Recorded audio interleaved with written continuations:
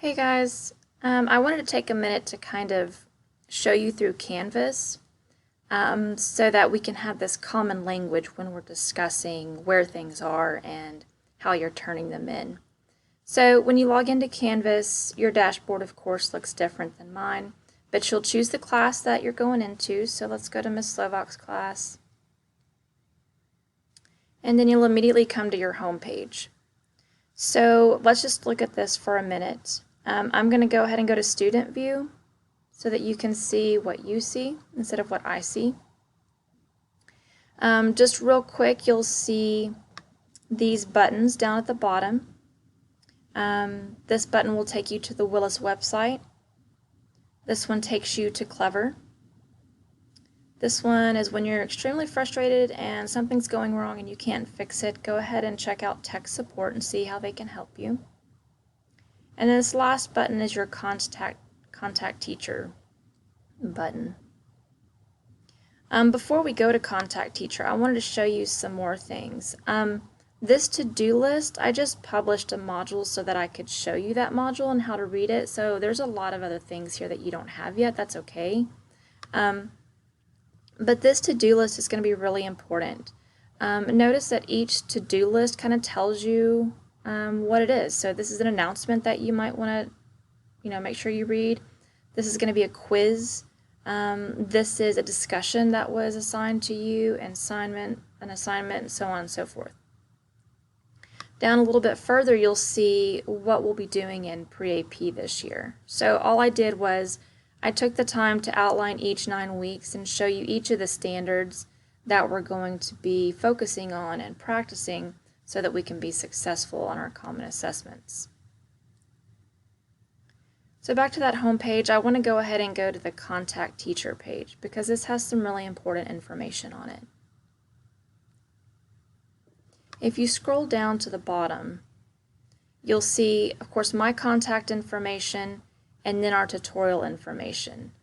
These dates and times might change given just, how everything is changing in our world right now. But this Google Meet should stay the same. If any of it changes, I'll update it so that you have the most accurate information there. So when we go to our tutorials, this is where you're going to go to click to go to the Google Meets to sit in our tutorial. I'm going to ask that you mute yourself when you show up there, just so it's not all crazy and so we can, make sure we know what's going on. It'll be less chaotic. So again, you can always go back to your home page to kind of ground yourself and navigate. But what I wanted to really look at today were modules.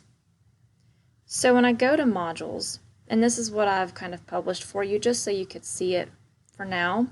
You won't have all of this available to you because it can kind of look overwhelming, even though it won't be. I just want you to have a little bit at a time so you can pace yourself accordingly. So let's just look at how this module is set up. You'll see a few things. You'll have some different headers. So this is the actual module, and we titled it Unit 1 Vocabulary. Within this module, we have 3 different sections. The first one is Greek and Latin roots. The second one is going to be connotation, denotation, and figurative meanings of words. And then the third one is going to be context clues. These are the different skills that we're going to look at and focus on so that you can be prepared for the CFA. So let's go back up and look at the first section. So for Greek and Latin roots, you'll notice this is the main header, and then underneath it we have different indentions. These indentions are important. If you've ever outlined your notes, this is very familiar to you. So underneath Greek and Latin roots, we have a mini lesson that I will upload a link to. We have practice slides that we're going to look at. It's going to be an assignment for us to work on together, not something that you'll turn in, just something to practice. Here's going to be some more specific instructions on how to complete that practice, maybe if you can do it on your own or with a partner or where you're going to turn it in. And then below, you'll see this make your own words is indented underneath practice.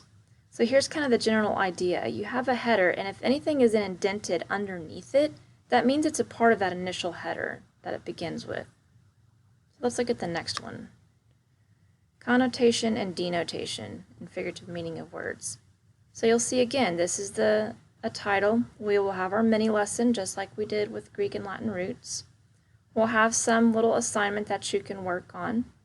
And then we have practice. In this case, your practice is going to be a quiz. Normally your practice is going to be an individual assignment that you complete. We did the same with context clues, the third and final focus of this unit. We'll have a mini lesson, we'll have a practice, and then we'll have an activity. When we finish all of this, we're going to move into our CFA. So you'll have a CFA review, and we'll do that during a tutorial, and then immediately following the tutorial, you'll be able to complete your CFA. Notice that we put a time limit on this because we do need to try to keep those at a certain time. I'll tell you again in our tutorial that you'll need to make sure this day is open. I will tell you in the tutorial which day that will be. Another thing that I like to do is I like to put the most current information at the top. So you'll see this first 3 days back, which you've already completed. It got moved down and pushed down to the bottom so that when you log into modules, the first thing that you'll see is what we're currently going to be working on. So again, we'll move this to the top.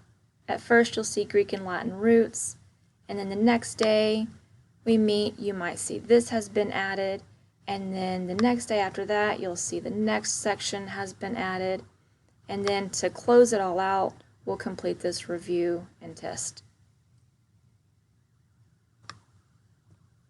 All right. I'm not going to go to grades, but in grades you will see all of the grades that you are completing in Canvas. One thing to know is that if it's a check mark, a complete or an incomplete assignment, those typically will not go toward your grade in Teams.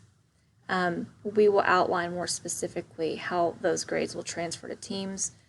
After those grades have been in the grade book, we'll probably just hide them so that nobody is confused. Again, check marks are probably not going to be grades in Teams. Okay, so again, I'm going to go back to the home page and remind you one more time about this to-do list, which will help you a whole lot, kind of keep yourself organized. And I think last but not least, the most important thing is this calendar on the side. You'll notice that I only get to see the English course that I'm in right now, but you as a student, you will be able to see all of your courses. So if your course has an assignment that's due on a certain day, it'll show you this. And of course, it's going to look a little crazy with all the different assignments, but again, just like the teachers are, we're going to take it day by day, and you're just going to complete those things and stay on pace the best you can.